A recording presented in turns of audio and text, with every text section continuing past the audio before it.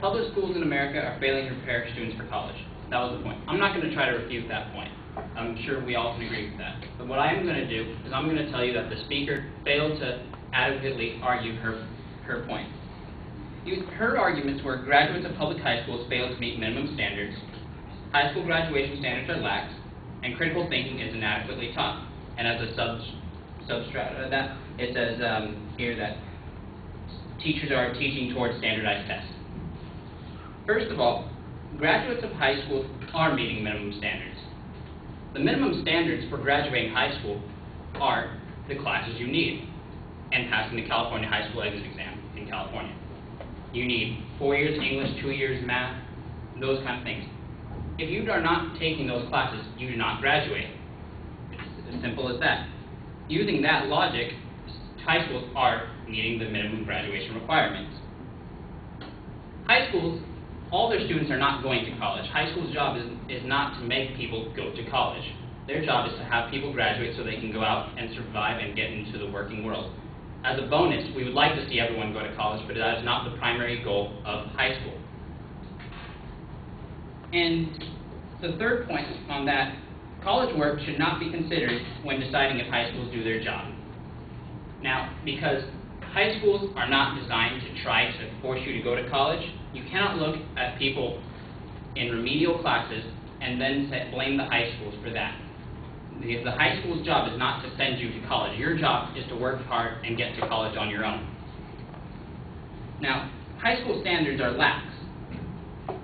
Now, the lax things are decided by the state. The state has decided that high school students need to know these things. So when arguing that, you are basically saying that the state itself does not know what it's doing. And using that,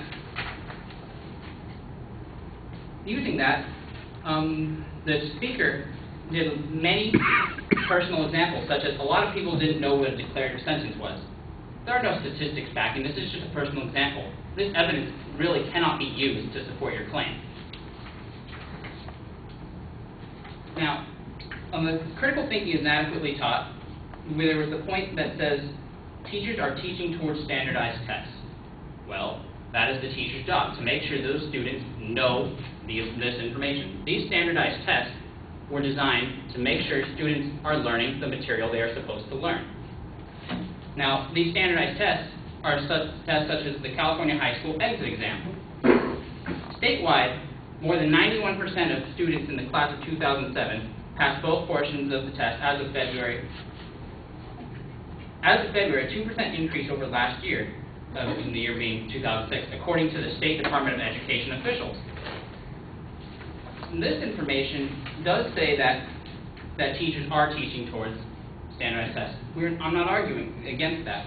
But I'm telling you that teachers are designed to teach standardized tests. That's the information that the state has determined that the students need to know.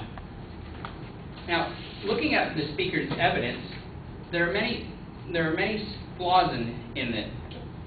Now, we have the information that was very much based on personal examples. Things that we have quotes here that say, in high school you graded like when you graded, it was so easy to just pass a grade on a curve. It was possible to test over the 100 points and grading the curve to be down like a 40 would be an A.